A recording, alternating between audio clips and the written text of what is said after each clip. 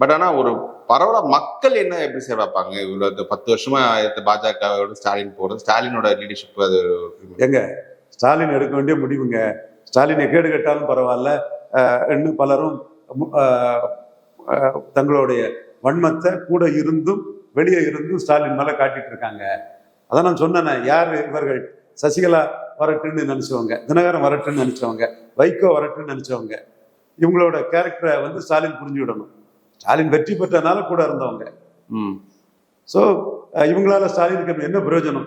இல்லை சார், பொதுவா மக்கள் தான் சார் கடந்த 10 வருஷமா தொடர் தேர்தல் தோத்து போயாச்சு இல்லாங்க. நீ இருந்தும் தோத்து போச்சு இல்லாப்பா. தோத்து போன இடத்துல ஒருத்தன் போர் புரிவான். மைனாரிட்டின்னு இந்துக்கள் எல்லாம் பிஜேபி கிட்ட கன்சால்டேட் பண்ண ராகுல் விட்டுட்டு இருக்கிற மாதிரி தோத்து போன இடத்துல ஒருத்தர் போர் புரிவா. வெற்றிக்கு பெறக்கூடிய வழியை பாருங்க. வாஜ்பாயை முன்னிறுத்தி எங்கள் பிரதமர் வாஜ்பாய், உங்கள் பிரதமர் யாருன்னு விழுந்து கிடந்த ஜெயலலிதா, பாஜக ஒரு ஆக்சிஷன் கிடைச்சி கோவை குண்டு வெடிப்பு அதெல்லாம் வச்சு ஜெயலலிதா சூப்பரா ஏறி வந்தாங்க. உடனே ரைட் மேன் இந்த ராங் பார்ட்டி வாஜ்பாயை கலைஞர் பிடிக்கல, பண்டார பரதேசின்னு சொன்னவரு ஜெயிக்கல. மோடிக்கு இங்க சனாதன தர்மத்துக்கு 18 விழுக்காடு வாக்கு வந்துச்சுங்க. இதை கேட்டா 14 உள்ளதை முட்டாள்தனமா பேசுவான். அன்னைக்கு வைகோ இருந்தாரு, விஜயகாந்த் இருந்தாரு, இதெல்லாம் மறந்துகிட்டு என்னவோ வன்மத்திலே காட் பிடிச்சுன்னா மத வெறிய அவன் பாஜகவுக்கு எதிராக இறக்குவான்.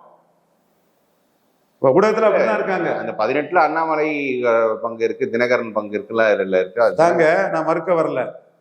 தினகரன், பாமக, ஓபிஎஸ், தென் பாரிவேந்தர், ஏசி சண்முகம், ஜான் பாண்டியன், தேவநாதன், யாதவ், இவங்களுக்கெல்லாம் ஒரு 6 விழுக்காடு கொடுத்துடலாமா, இல்ல 8 விழுக்காடு கொடுத்துடலாமா?